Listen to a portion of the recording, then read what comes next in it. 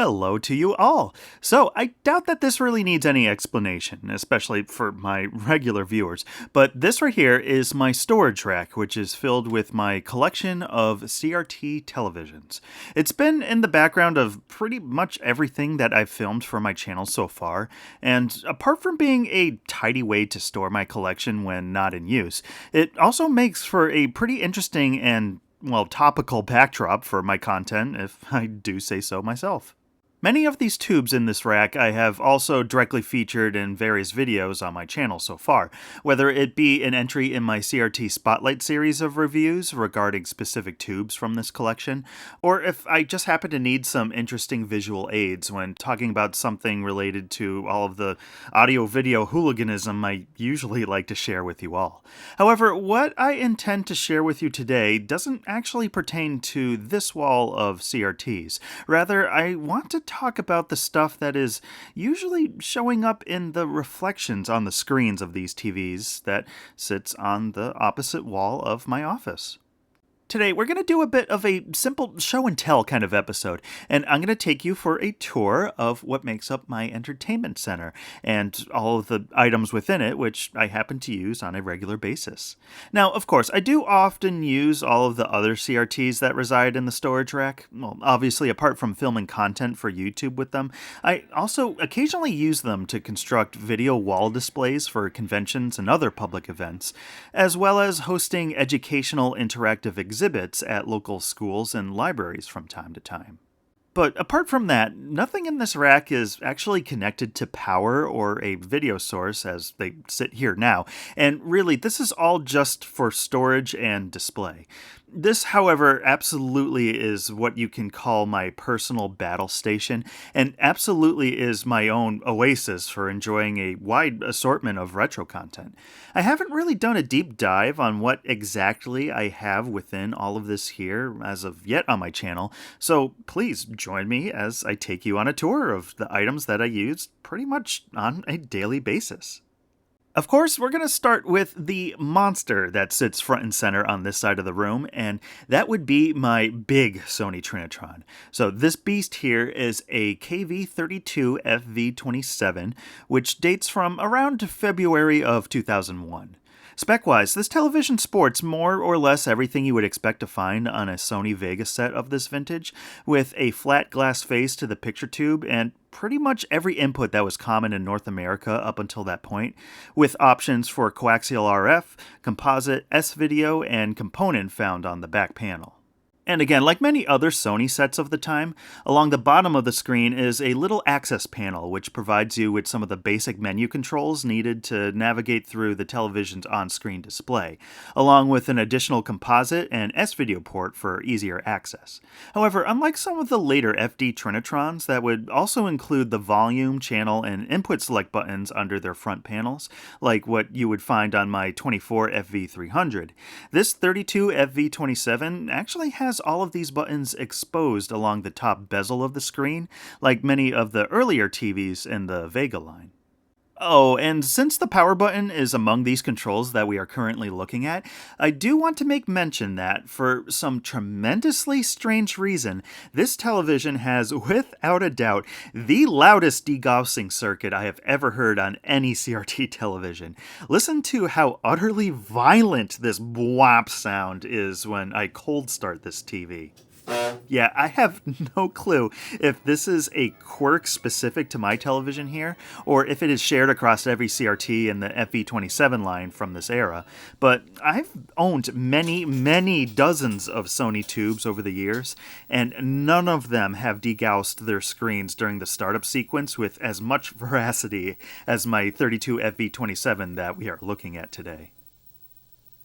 Now, is this particularly nasty sound really harming anything? Well, I don't think so, apart from occasionally waking Daisy up from her slumber if she happens to be napping in the comfy chair when I go to use the TV. But, I mean, I use this thing almost daily, and it's never acted up or caused any damage over those hundreds of startup cycles. So I'm pretty sure this aggressive hum of the degaussing coil just happens to be comically loud on my particular television is all. Still, though, given its volume, I'm still pretty sure the entire state of Connecticut gets degaussed whenever I happen to turn on this TV. Now, ordinarily, when I do talk about some of the other various televisions in my collection, I do like to get some footage of the TV from all sides, including the back, in order to try to provide you with as full of coverage as I can for the set.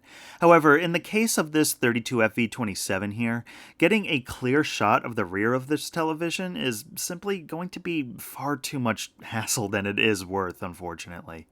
Those of you who have familiarity with CRTs of this size, especially any that have a flat picture tube like this Vega set here, will be all too familiar with just how heavy these beasts are. My 32FV27, for example, weighs approximately 176 pounds, or 80 kilograms. Suffice to say, this is perhaps the only television in my entire collection that I absolutely cannot move at all by myself.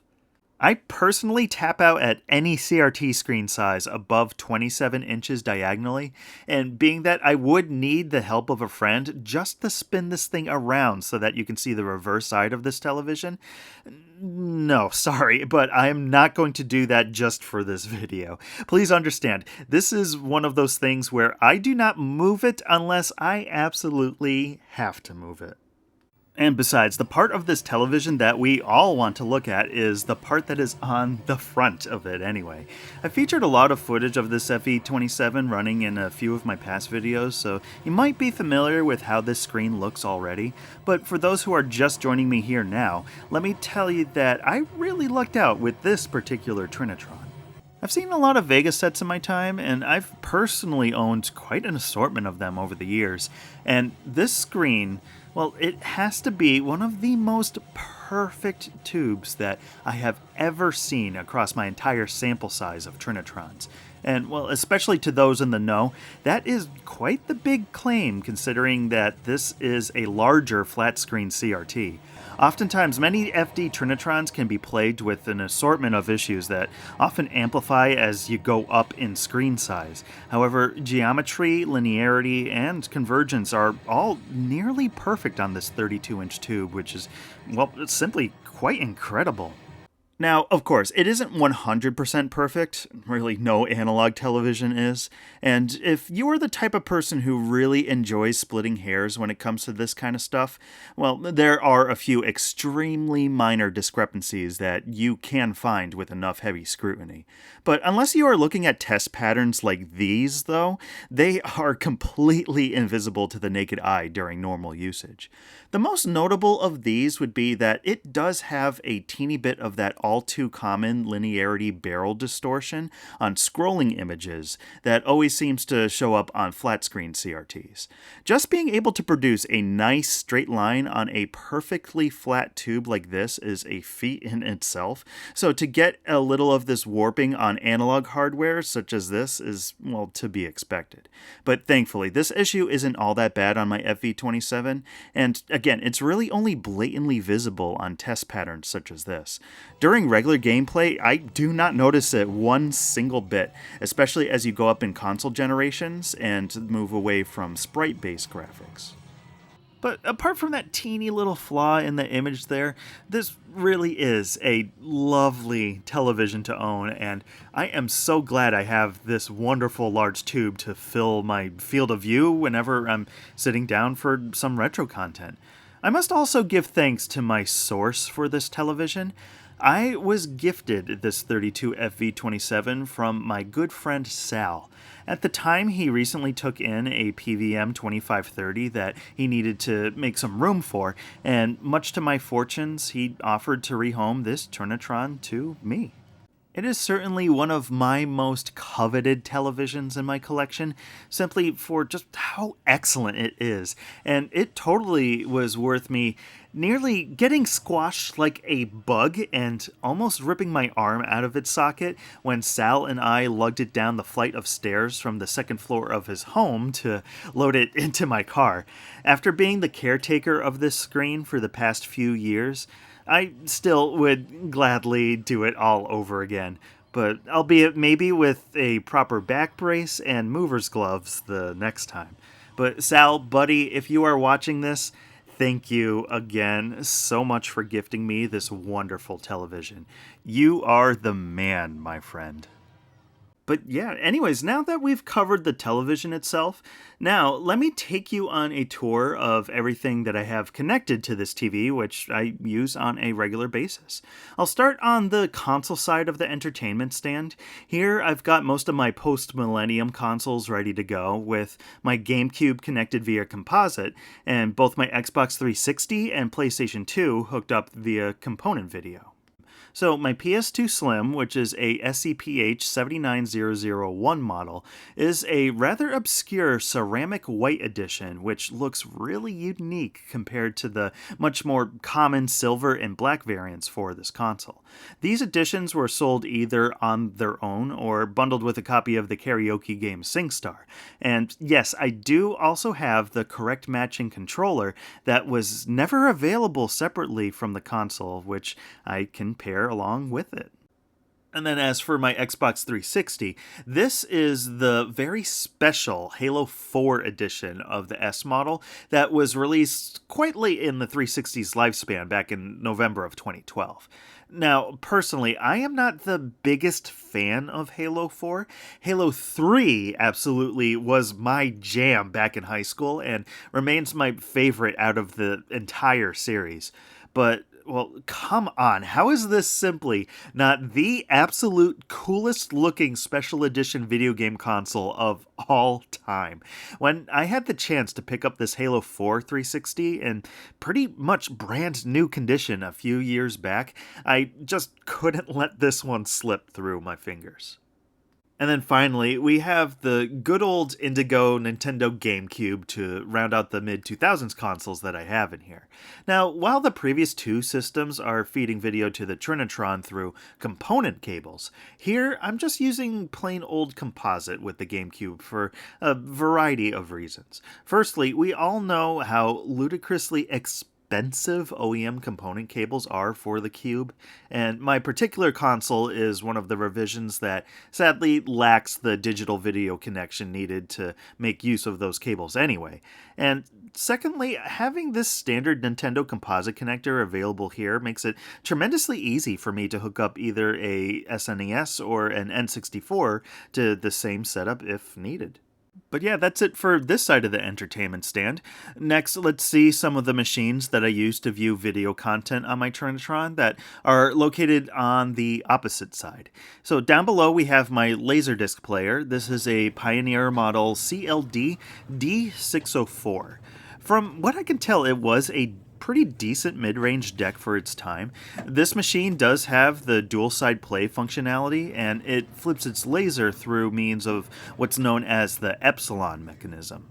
So upon reaching the end of side A, the laser carriage then makes its way around the back and over to the opposite side of the laserdisc by traveling around this horseshoe-shaped rack that surrounds the tray area. Now, usually this mechanism isn't as preferred among enthusiasts when compared to the arguably more robust gamma mechanism, which instead grabs the entire laser sled and then spins it 180 degrees before feeding it onto the opposite side of the disc. But given the relative scarcity of these players to begin with, well, beggars certainly can't be choosers in this situation, and my D604 still functions perfectly fine as it is. And then on top of the Laserdisc player is a Sony SLV N99 VCR. All around it is a pretty decent mid-range VHS deck, I would say. It does have some of the fancy playback enhancement features such as Reality Generator and APC. However, I usually find these things rather gimmicky and don't really mess around with it all that much. It's pretty easy to reach the ceiling of how good analog video on magnetic tape can look, and this machine does a decent enough job as it is. Curiously, this is one of the tape mechanisms that uses a rather uncommon method of engaging the pinch roller against the tape in the capstan, where it physically lowers the pinch roller behind the tape to engage it after the machine has already threaded it into the mechanism. Now, in contrast to this, most of Sony's budget models use a far simpler design that instead reverses the location of these two parts, with the capstan located inside of the tape path and the pinch roller pressing down on it from the outside. Now, is there a particularly better pinch roller design between the two of these? Well, I don't know. I'm sure there's someone out there who would have a definite answer to that question, but to me, any VCR that reliably loads, plays, and ejects my video cassettes without chewing them up on a consistent basis is, well, good enough for me. Now, I will say that in most situations, I do strongly prefer using VCRs that were manufactured by Panasonic or one of their sister brands like Quasar. Anecdotally, I find that Matsushida's machines are among the most robust out there, and I tend to have far more troubles with many of Sony's decks as they age. Ordinarily, I would much rather have a VCR like this in the entertainment center. However, in this case, I like the Sony much more for two reasons. First of all, the width of this SLV N99 pretty much matches the Laserdisc player beneath it perfectly, so they pair up really nicely together. But even more importantly, this is one of those Sony VCRs with the really cool animated vacuum fluorescent display on the front of the machine. Sure, it might be a little gimmicky, but seeing that little pictogram of a videocassette spools spinning around as the VCR plays a tape is totally right up my alley. So, of course, this deck absolutely needs to be in this setup that I have here. And then to wrap up on this side, on this shelf is my assorted video switch boxes. I actually have two of them here, one for each of the display formats that I use on this television. The box on the right is for composite video, while the one on the left handles all of my component sources. I'm really glad to have found this particular video switcher at a thrift store some time ago, because I love that it also has an additional component input located right on the front of the box underneath this fold-down panel. Like I said before, moving this television is a tremendous pain in the neck to do, which would make connecting something not normally in my setup here to the component inputs on this television a really annoying task to deal with every time. But having a front-facing component connection here in this box is just simply wonderful to have. It makes hooking up something like my Neo Geo via HD Retrovision cables to the TV an absolute breeze. But as for what exactly I have connected to each of these switchers here, on the composite one I have my GameCube, VCR, and Laserdisc player, and on the component side I have my PlayStation 2, Xbox 360, and Sega Genesis. Oh yeah, considering that I am me and the Genesis is my favorite game console of all time, I absolutely have one of those connected to this television through HD Retrovision cables as well. However, in this case, my connected console actually does not reside inside of the cabinet itself. Rather, it sits over here on top of the cubby storage thing that I have adjacent to the television stand. On top of here sits the two consoles that are far too ungainly in size and shape to have hooked up anywhere else. So on the left is my Tower of Power, comprised of a VA3 Model 1 Genesis, a Model 1 Sega CD, and a 32X as God intended. And right alongside this awesomeness is probably the only game console that could be considered even more awesome, one of my Vectrex consoles. So as far as the Vectrex goes, playing it on top of this stand here is actually quite difficult given the tight space of the corner that it's in. So this spot is just more of a display location where it sits in between play sessions where I bring it out and then just place it somewhere much more accessible. But the Vectrex, it really needs to be here though, because it is just far too cool to be tucked away into storage unseen when it's not in use. Oh, and speaking of storage, in case some of my longtime viewers are wondering where all of the other consoles that I've featured in my past videos are located within this setup, well, most of them I do actually keep in storage until I either need them for a video or I want to take one of them out and then just game on it for a while. And here's how I store my console collection.